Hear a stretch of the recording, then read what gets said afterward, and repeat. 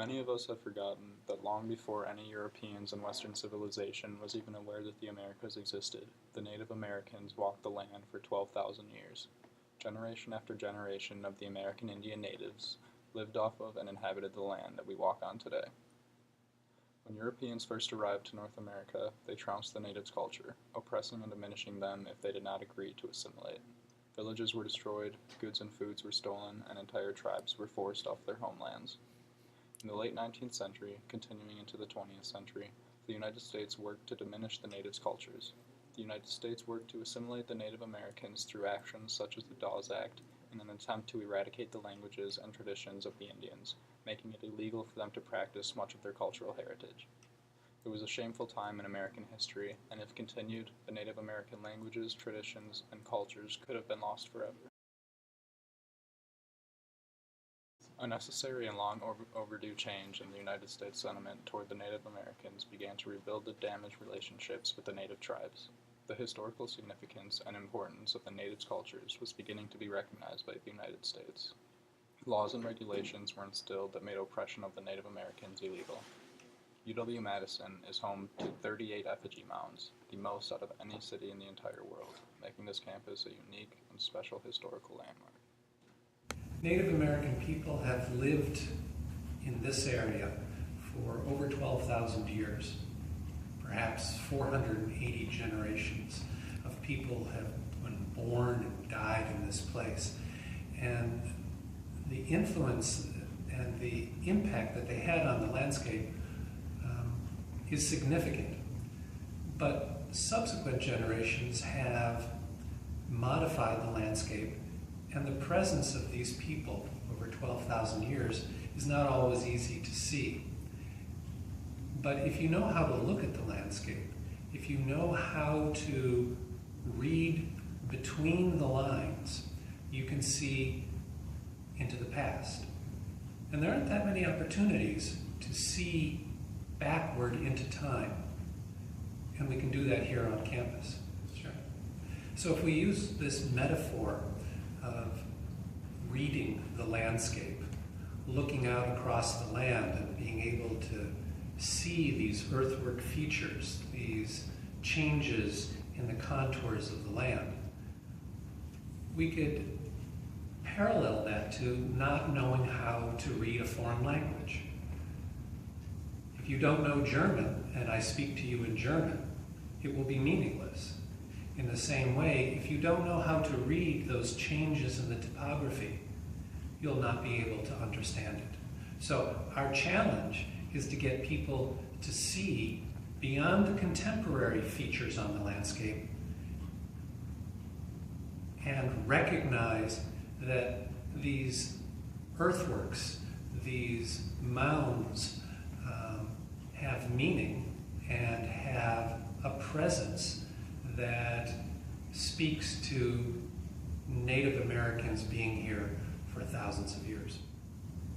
How do we communicate the importance of the past as an influence on our current behavior? And I think that comes with time, that comes with age, that comes with experience. So for me, being on the landscape and having a connection and a physical transaction with the landscape is how connections are made.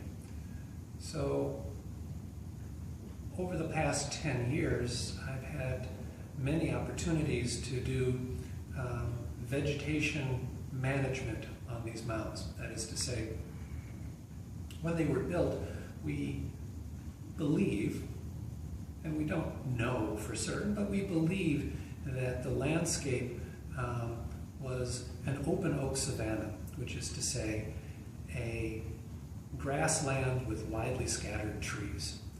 And the mounds may have served a function of allowing people at great distances to see a marker on the landscape which would tell them that, oh, this land is associated with the Bear Clan. And before I cross this land, I will need to engage these people. This is their land. So long views, visibility across great distances would have been important. Well, in the last 50 years, the last 100 years, trees and low-growing shrubs have grown up on the mounds and have made that visual long-distance connection difficult.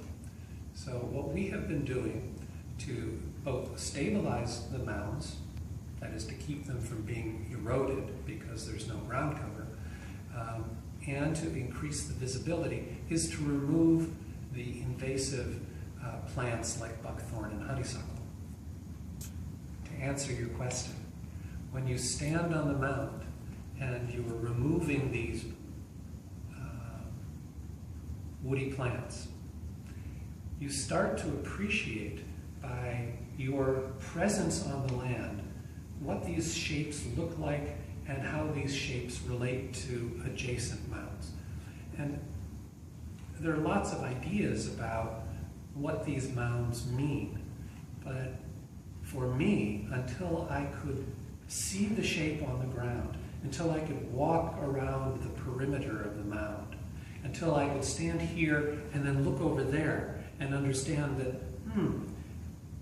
there's a goose over there, perhaps representative of the upper world, the sky world. And over here, there's a water spirit, perhaps representing the underworld or the lower world. And what is the story that's being told between these two forces, the underworld and the upper world? That comes from spending time on these sites and looking at it and trying to read it.